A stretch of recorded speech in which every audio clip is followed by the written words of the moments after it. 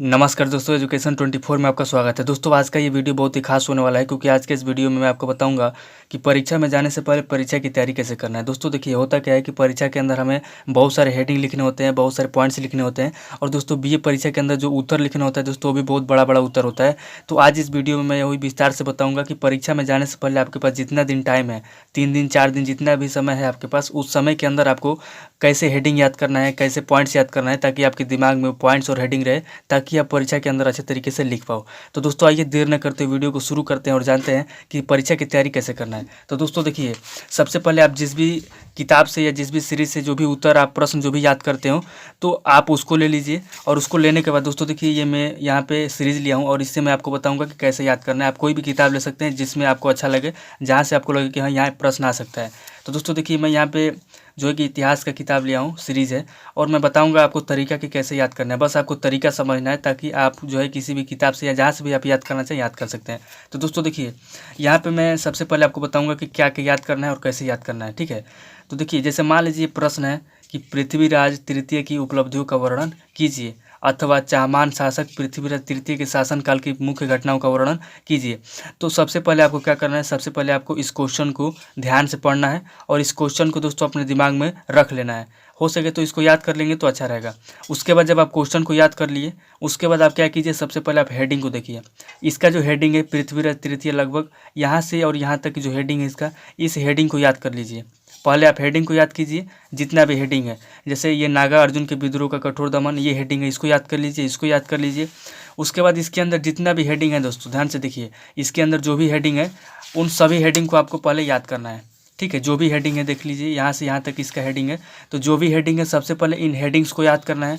जब आप हेडिंग को याद कर लिए, उसके बाद दोस्तों इसके अंदर जो पॉइंट्स है, पॉइंट्स को याद करना है। और इसके अंदर दोस्तों जो ये दिया हुआ है, जैसे मान लीजिए ये कंटेंट दिया हुआ है, सोमेश्वर के पश्चात उसका पुत्र पृथ्वीराज तृतीय चाहमान वंश का राजा हुआ। तो ये जो दिया हुआ है कंटेंट, इस कंटेंट को पहले याद नहीं करना है आपको। जब आपके पास लास्ट में समय बचे तो एक दो बार इसको पढ़ लीजिए, अथवा इसको याद करने की ज़रूरत नहीं है, क्योंकि देखिए ये जो कंटेंट होता है दोस्तों बहुत लंबा होता है और इसको दिमाग में रखना हर किसी के लिए पॉसिबल नहीं होता है। और इसको दिमाग में रखने के बावजूद भी दोस्तों आप 4 से 5 लाइन याद कर सकते हैं, पूरा किताब याद नहीं कर सकते हैं। तो इसीलिए पहले आप प्रश्न को याद कर लीजिए, उसके बाद इसके अंदर जो हेडिंग है उस हेडिंग को याद करिए। जैसे यहाँ पे है पृथ्वीराज तृतीय, लगभग 1178 से 1192 ईस्वी, तो इसको याद कर लीजिए। और ये जो है सोमेश्वर के पश्चात, यहाँ से लेकर और यहाँ तक, ये कंटेंट आपको याद नहीं करना है, इस कंटेंट को आपको बस पढ़ लेना है। आपको सबसे पहले हेडिंग याद कर लेना है। अब दोस्तों बात कर लेते हैं इसके अंदर जो पॉइंट्स होते हैं उसको भी कैसे याद करना है। जैसे मान लीजिए कोई आपका, जैसे ये है दोस्तों, ये क्वेश्चन है, जैसे ये ध्यान से देखिए, ये क्वेश्चन है कि गुप्त काल भारतीय इतिहास का स्वर्ण युग था, व्याख्या कीजिए, अथवा संक्षेप में गुप्त काल में भारतीयों की सांस्कृतिक स्थिति पर प्रकाश डालिए, अथवा गुप्त काल को स्वर्ण काल क्यों कहा जाता है। तो सबसे पहले आप प्रश्न को समझ लीजिए, क्योंकि जब तक आप प्रश्न को समझे नहीं रहेंगे तब तक आपका दिमाग जो है पेपर के अंदर काम नहीं करेगा, ठीक है। पेपर के अंदर बहुत सारे लोगों का दिमाग काम नहीं करता है कि ये प्रश्न कहाँ से आ गया, जबकि हम उस प्रश्न को पढ़े होते हैं। तो सबसे पहले आप इस प्रश्न को 2 से 3 बार, 4 बार, 5 बार, जितना बार हो सके, जब तक ये प्रश्न आपके दिमाग में बैठ ना जाए। उसके बाद आप इसको याद कर चुके हैं, उसके बाद क्या करिए, इसके अंदर जो हेडिंग है उसको याद कीजिए। जैसे यहाँ पे पहला हेडिंग है गुप्त काल भारतीय इतिहास में स्वर्ण युग, तो आप इस हेडिंग को याद कर लिए। इसके अंदर जो कंटेंट है इसको याद नहीं करना है, ठीक है। इसके अंदर जो इतना दिया है ना, 8-9 लाइन जो लिखा हुआ है, इसको याद नहीं करना है आपको बस हेडिंग को याद करना है। इस बात को समझ लीजिए, क्योंकि जब आप हेडिंग को याद किए रहेंगे और प्रश्न को याद किए रहेंगे, तो जब आपके एग्जाम में प्रश्न आएगा तो आप उसका हेडिंग लिख पाएंगे। और जब आप हेडिंग लिख पाएंगे और इन कंटेंट को बस आप पढ़े रहेंगे, तो आपका दिमाग जो है इस हेडिंग के अनुसार आप बना बना के भी लिख लेंगे, कोई दिक्कत नहीं होगा। उसके बाद दोस्तों पॉइंट्स का मैं बात कर रहा था, तो पॉइंट्स इसके अंदर जैसे मान लीजिए यहाँ पे दिया है पॉइंट्स नंबर 1, राजनीतिक एकता व दृढ़ता। तो सबसे पहले आप हेडिंग याद कर लिए, उसके बाद से इसके अंदर जो पॉइंट्स दिया हुआ है इन पॉइंट्स को आप याद कर लीजिए। जैसे ये पहला पॉइंट हो गया राजनीतिक एकता व दृढ़ता, इसके अंदर दूसरा पॉइंट हो गया लोक कल्याणकारी राज्य, सफल प्रशासन, आंतरिक शक्ति और सुव्यवस्था। तो इन पॉइंट्स को भी आपको याद करना है, इसके अंदर के कंटेंट को याद नहीं करना है। इतना जो दिया हुआ है ना, इतना इतना आपको याद नहीं करना है, बस एक लाइन जो यहाँ से यहाँ तक है पॉइंट, इसको याद करना है, और ये जो हेडिंग है इसको याद करना है।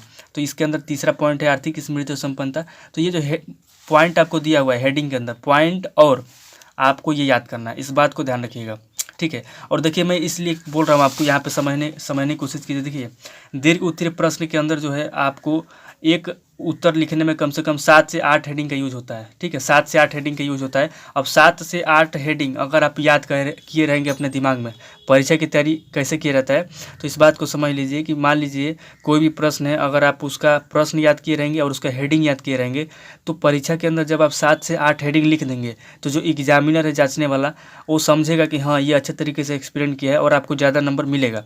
लेकिन अगर आप उसके अंदर के कंटेंट को याद करना चाहेंगे तो कंटेंट आपको याद भी नहीं होगा और आप हेडिंग भी नहीं लिख पाएंगे। तो इसीलिए आप क्या कीजिए, सबसे पहले हेडिंग को याद कीजिए, उसके अंदर पॉइंट्स को याद कीजिए, और बाद में लास्ट में अगर आपके पास समय बचे तो उन पॉइंट्स को जो याद किए रहेंगे उनके अंदर जो कंटेंट है उसको आप दोहरा लीजिए। क्योंकि देखिए, अगर आपको हेडिंग याद रहेगा तो उसके आधार पर आप अपने दिमाग का यूज़ करके बना बना के लिख सकते हैं, क्योंकि आप हाई स्कूल इंटर में पेपर दे चुके हैं, आपको अनुभव है कि कैसे लिखा जाता है उत्तर। और एक बात और ध्यान रखिएगा, इसके अंदर के जो कंटेंट है ज़रूरी नहीं है कि जो इसमें दिया हुआ है परीक्षा के अंदर सेम वही लिखें, नहीं, आप हेडिंग के अनुसार अपने दिमाग का यूज़ करके इससे हट के भी आप अपने मत से जो भी आपको समझ में आए वो लिख सकते हैं, इसमें कोई दिक्कत नहीं है। हाँ, बशर्ते जो आपका हेडिंग होना चाहिए, जैसे ये प्रश्न दिया है, जो आपका हेडिंग रहेगा वो आपके प्रश्न से संबंधित हेडिंग होना चाहिए, प्रश्न से संबंधित आपका पॉइंट होना चाहिए। बाकी आपके अंदर जो कंटेंट है, ठीक है, अगर आप इसको पढ़े रहेंगे, थोड़ा सा भी याद रहेगा आपको, तो आप जो है बना के लिख सकते हैं। क्योंकि परीक्षा के अंदर दोस्तों बहुत सारे उत्तर लिखने होते हैं, 25-30 पेज की कॉपी लिखनी होती है, तो उसमें अगर आप पूरा कंटेंट याद करेंगे तो कभी याद नहीं कर पाएंगे, और इस तरीके से आप ना हेडिंग याद कर पाएंगे ना आप कंटेंट याद कर पाएंगे। तो सबसे बेहतर ये है कि सबसे पहले आप जो है इसका हेडिंग याद कीजिए, उसके बाद पॉइंट्स याद कीजिए, और जब ये याद हो जाए उसके बाद समय बचे तो आप इसके अंदर के कंटेंट को याद कीजिए। तो दोस्तों ये वीडियो आपको कैसा लगा? अगर वीडियो अच्छा लगा तो वीडियो को लाइक कीजिए, शेयर कीजिए, और अगर आप इस चैनल पर नए हैं तो चैनल को सब्सक्राइब कर लीजिए। तो दोस्तों आज इस वीडियो को यहीं पे स्किप करते हैं और नेक्स्ट वीडियो में मिलता हूँ मैं आपसे किसी नेक्स्ट टॉपिक के ऊपर। Thank you.